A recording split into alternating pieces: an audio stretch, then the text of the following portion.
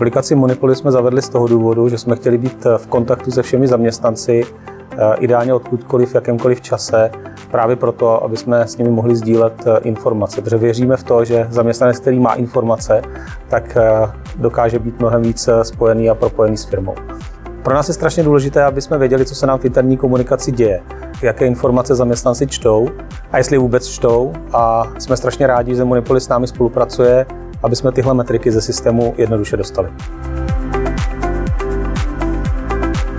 Díky aplikaci Monipolis jsme i výrazně uspořili čas našich personalistů. Je to zhruba 47-50 hodin za rok, tím, že vydáváme zhruba 700 oznámení ročně.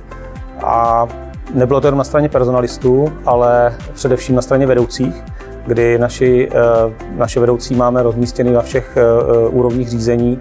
Bavíme se zhruba o 60 hodinách na jednoho vedoucího za rok, což když vynásobíme počtem vedoucích u nás ve firmě, kde máme zhruba 1200 zaměstnanců, tak se bavíme o tisícovkách hodin.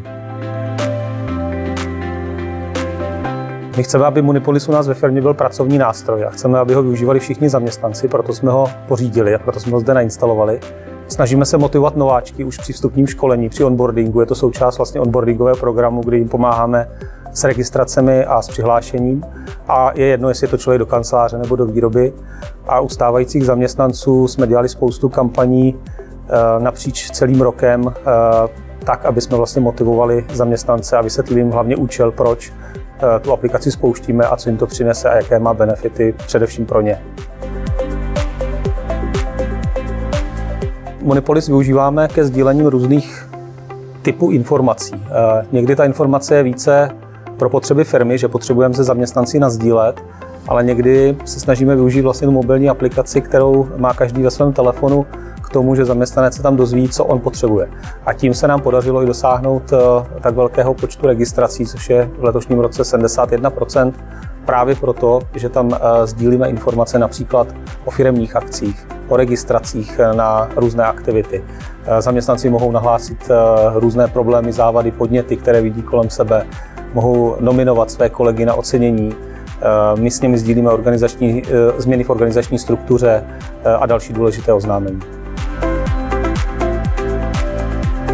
My jsme z jednu z dlaždic přímo pojmenovali jako podněty a závady. Máme to v jedné skupině, kde zaměstnanec vlastně po rozkliknutí té dlaždice tak si vybere, co vlastně chce nahlásit nebo oznámit a může si vybrat, na jaké oddělení tu informaci odesílá a zároveň přes tu aplikaci dostává zpětnou vazbu od vedoucího nebo případně odpovědných osob z daného oddělení.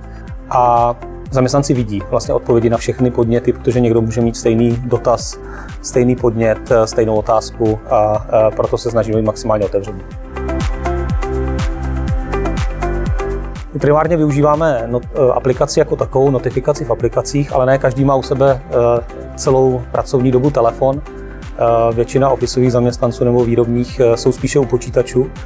Takže se nám podařilo i s firmou Monipolis vlastně rozšířit nástroj notifikací o to, že je možno zadávat i firemní e-maily a na ty firemní e-maily chodí notifikace, což zaměstnanci využívají, si troufám tvrdit, ty, co mají počítače úplně nejvíc. Ty zaměstnanci, kteří nemají firemní e-mail a firemní účet, tak především aplikaci.